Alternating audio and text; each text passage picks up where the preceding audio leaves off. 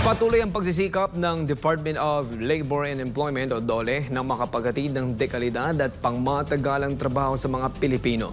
Katuwang ang TESDA sa pagbibigay ng skills training at certification. Tugon ito sa pahayag ni Pangulong Bongbong Marcos sa kanyang State of the Nation Address o SONA, kung saan binigyan diin ang patuloy na pagdami ng nililikha o nalilikhang trabaho sa bansa.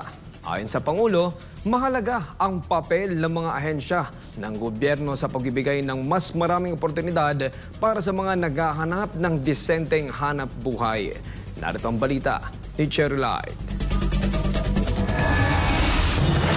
Binigyan diin ni Labor Secretary Bienvenido Laguesma ang mahalagang papel ng mga manggagawa at negosyante sa pagpapatupad ng mga programa ng Department of Labor and Employment. Sa kanyang pahayag, sinabi ni Laguesma na nakasandig ang mga programa ng DOLE sa matibay na ugnayan ng mga manggagawa at mga namumuhunan na siya umanong pundasyon ng mga hakbang ng kagawaran. Ayon sa kalihim, patuloy ang pagpapatupad ng employment facilitation activities ng DOLE sa iba't ibang panig ng bansa, katuwang ang iba't ibang ahensya ng pamahalaan, kabilang ang Department of Social Welfare and Development o DSWD. Isa sa mga binigyang diin ni Laguesma ay ang programang Trabaho sa Bagong Pilipinas na inilunsad sa unang bahagi ng taon. Bilang tugon naman sa hamon ng unemployment, sabi ni Labor Secretary Laguesma na mas pinaigting ng DOLE ang mga inisyatibo nito tulad ng mga job fair, PhilJobNet, online posting at mga youth employment programs gaya ng Jumpstart Philippines o Special Program for Employment of Students at Government Internship Program o GIP.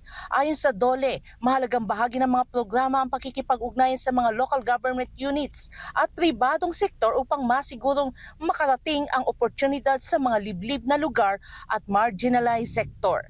Dito po pwedeng mag-access ang mga kabataan kasi ang mga kabataan ay napakahusay at adept sa technological development, sa mga innovation. So pwede po kayong mag-access yan dahil ang mga programa ng Department of Labor and Employment tumutukoy sa youth employability ay na makikita po natin na pwedeng mag-access ang ating mga kabataan. Katuwang ng DOLE ang Technical Education and Skill Development Authority o TESDA sa pagbibigay ng libreng skills training at assessment sa mga naghahanap ng trabaho. Sa isang pahayag, sabi ni TESDA Director General Kiko Benitez, binigyan din niyang mahalaga ang pagtutulungan ng TESDA at DOLE sa pagsusulong ng human development at edukasyon. Ayon pa kay Benitez, bahagi ng kanilang programa ang pagbibigay ng assessment sa mga senior high school students upang magkaroon sila ng National Certificate 2 o 3 na nagbubukas ng mas maraming oportunidad sa trabaho. Malaking bagay po para sa senior high school na sa ngayon,